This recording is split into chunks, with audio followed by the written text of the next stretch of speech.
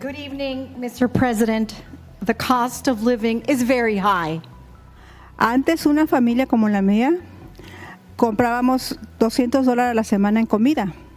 Ahora está en 350 y sigue subiendo. A family like mine used to spend $200 approximately weekly for groceries. Nowadays, we're spending over $350, and that's increasing. ¿Qué piensa cambiar para mejorar la economía del país, especialmente para personas como yo?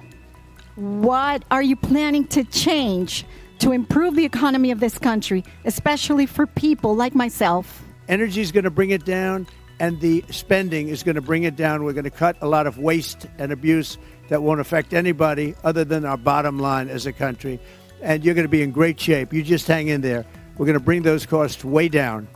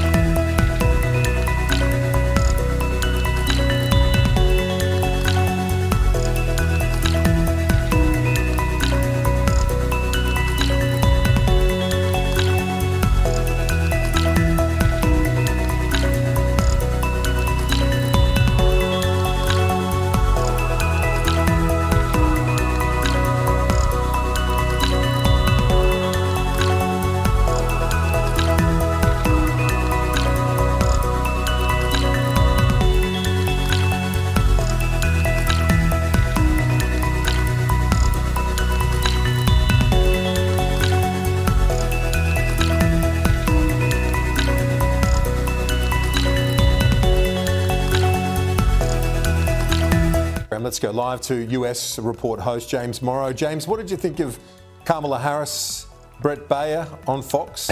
Did it go as expected? What was your take on it? Well, I'll tell you what, Kieran, we didn't learn a heck of a lot about Kamala Harris, what she would do for 4 years if she became the next president of the United States. We didn't learn much about her in terms of policy, direction, or anything about, what she would do differently than the administration that she's been a part of for the past almost 4 years now. One thing we did really get an idea was that she really doesn't like Donald Trump because, Kieran, every single interview question that came her way, she said, well, let's just talk about Donald Trump for a minute. And that was the entire, basically, rationale for the entire interview, was her to just simply steamroll through the interview, run out the clock, and say Donald Trump is a threat, and then not say anything about herself.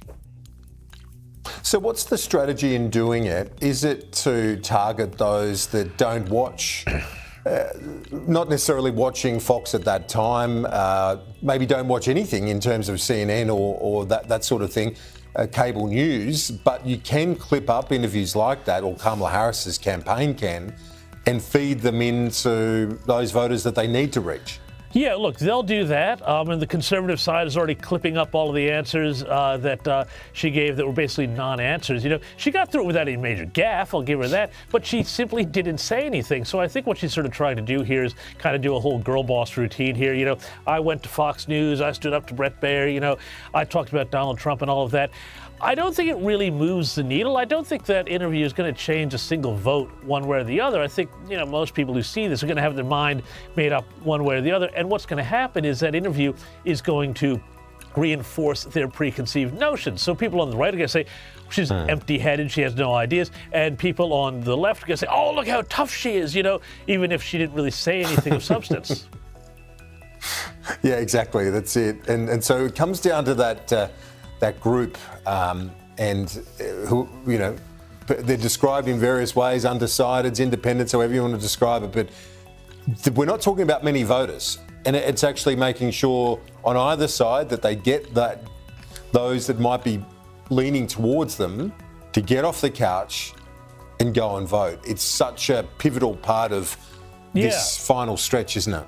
Yeah, well, it is, because you've got a small number of voters in a small number of states that really, you know, a lot of people say that this whole thing is going to hinge on. Now, you know, you can say what you will about that, but the fact of the matter is that those voters, what we're seeing from some of the surveys, in fact, you see this from the Democrats' own research, is that the Democrats are stopping putting out clips of Donald Trump talking, because the more people see Donald Trump, you know, the danger is for the Democrats. They actually like what Trump has to say. And I think the danger for them too now is that, you know, the more Harris comes out there, tries to backfill everything at this very, you know, late stage of the day. Kieran, I'm kind of reminded of what John Howard used to say about you can't fatten a pig on market day. Well, I think that's really what the Democrats are trying to do here. Yes, it is that. It looks like that approach, doesn't it? As I heard one of the Democratic strategists say, everything, everywhere, all at once. That looks like their approach at the moment, just throwing everything out there. Yeah, but I mean, like, what is the everything that they're throwing? You know, if you're preconceived to be, you know, a leftist bent, yeah, sure, you'll grab anything that they say and say, oh, well, isn't this fantastic? And she's so tough and all of this sort of stuff.